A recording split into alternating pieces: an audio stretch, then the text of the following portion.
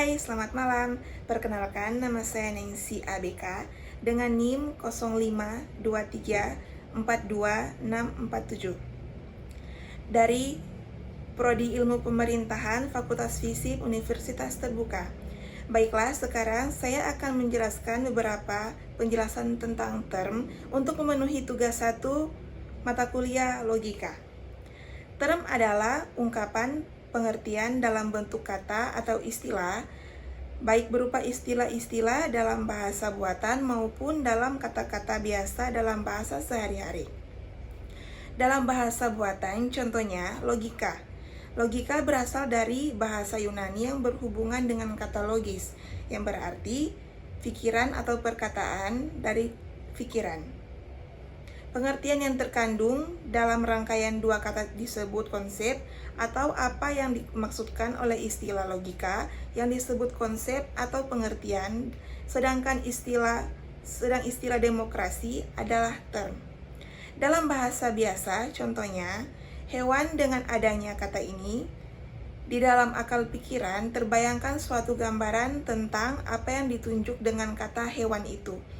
Gambaran dalam akal inilah disebut konsep atau pengertian, sedangkan kata hewan adalah term. Term sebagai ungkapan, konsep, atau pengertian jika terdiri atas satu kata atau satu istilah, maka term itu dinamakan term sederhana atau term simple. Contohnya, manusia, sapi, negara, logika, politik, dan masih banyak lagi. Term adalah simbol atau kesatuan beberapa simbol yang dapat untuk menyatakan suatu konsep atau pengertian. Term terbagi dalam beberapa macam, diantaranya adalah sebagai berikut. Yang pertama, term berdasarkan konotasi. Berdasarkan konotasi, term atau isi yang dikandung oleh term itu, maka dapat dibedakan antara term konkret dan term abstrak. Term konkret dan term abstrak ini banyak dijumpai dalam perbincangan sehari-hari maupun dalam bincangan ilmu. Contohnya, bunga desa. Dewi adalah bunga desa karena wajahnya cantik.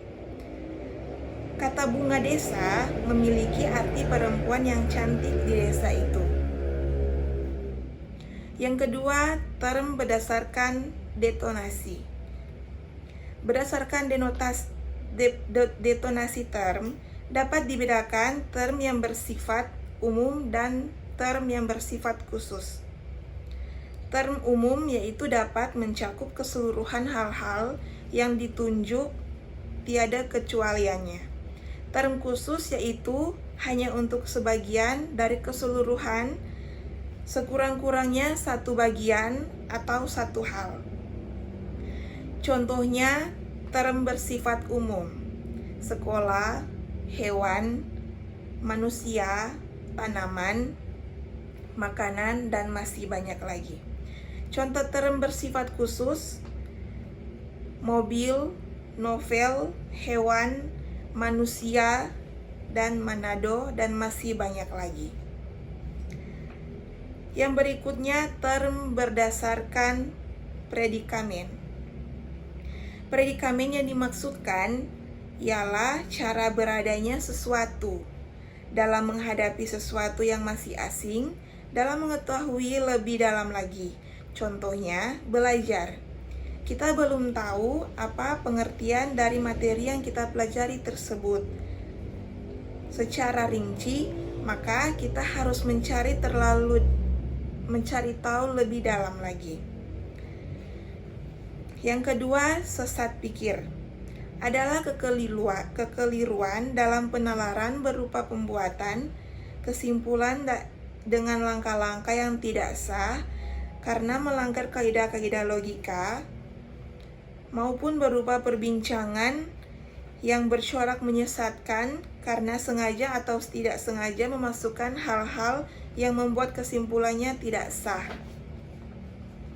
Sesat pikir formal dalam adalah kekeliruan penalaran berdasarkan bentuk atau sering disebut sesat pikir menurut logika.